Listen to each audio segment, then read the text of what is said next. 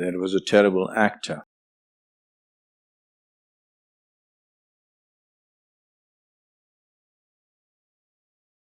A truly lousy actor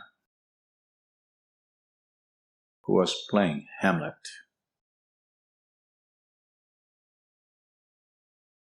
As the play went on, it got worse. When he came to the famous to be or not to be soliloquy, people started throwing things at him. They took their footwear and threw it. So he got off stage and said, "Well, folks, I didn't write this crap."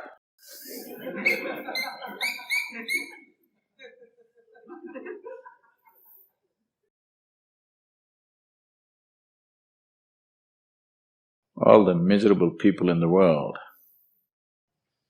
think there is something wrong with the creation.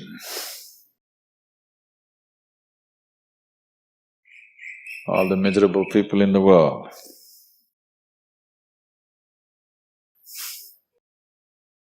think Creator has made a mistake.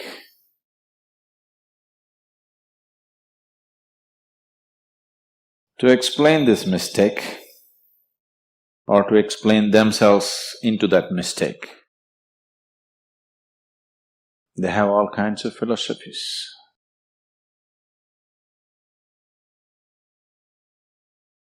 All the philosophies on the planet, if you put them together, all of them together do not have the beauty of a single leaf in this tree. But still it occupies people for a lifetime.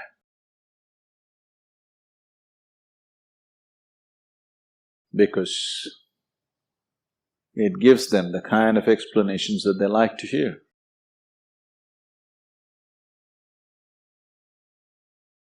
Philosophers are usually out-of-work men, not many women philosophers, huh? Out-of-work men who at least have an explanation as to why they're out of work.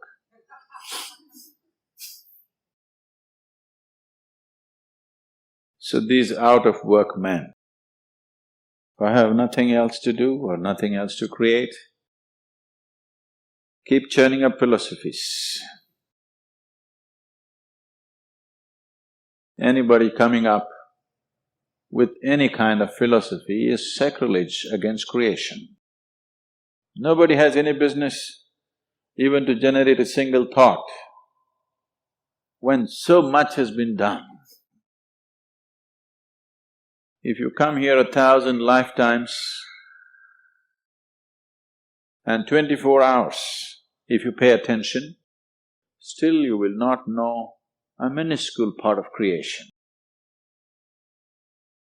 When this kind of creation is here, anybody thinking up their own nonsense is absolute sacrilege. But socially, unfortunately, the world has reached a point where if you say something that nobody understands, most people believe you're being very intelligent. Intelligence is in being able to make people understand what they could not understand. Intelligence is not in what people knew perfectly well for ages, confused the hell out of them. That's not intelligence. But unfortunately, it passes off as being smart, being intelligent. People have fallen in love with words and lost the world. It's time to regain it. If you stand on the summit of the garbage heap of one's mind,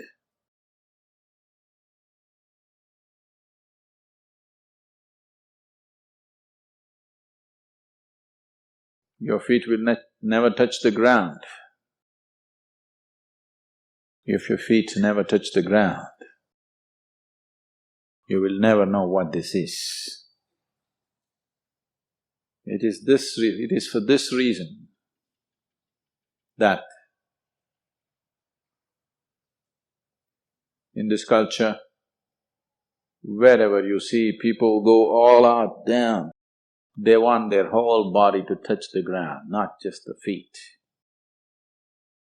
Most part of their life or most part of the day, the very culture was designed in such a way that you walk barefoot unless you're going on rough terrain. Because we want you to be in touch with the earth.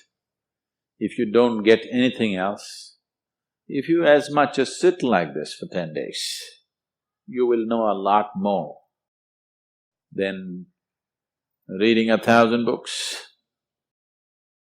Because if you just sit like this, Mother Earth will creep up into you without your permission. Don't believe that. She need not creep up because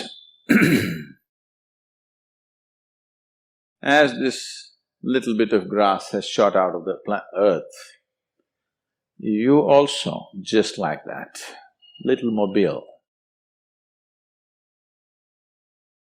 Otherwise, right now as you sit here, you are just a mound of earth.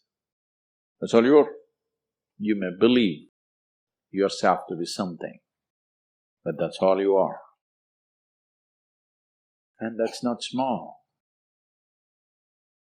If you believe yourself to be something other than that, you are small. Otherwise, you're the planet itself, you're the creation itself. So you're just a bump on the planet. And don't think that's small. Velangiri Mountains, also small bump on the planet. Himalayas, also small bump on the planet. You too. It's in being in touch with reality in every possible way that one will know, not by thinking of nonsense, which may pass in a tea party. Existentially, it will not pass. It may pass with a bunch of fools that you gathered around you in the form of society. It will not pass in the eyes of the Creator. If you do not pass in the eyes of the Creator,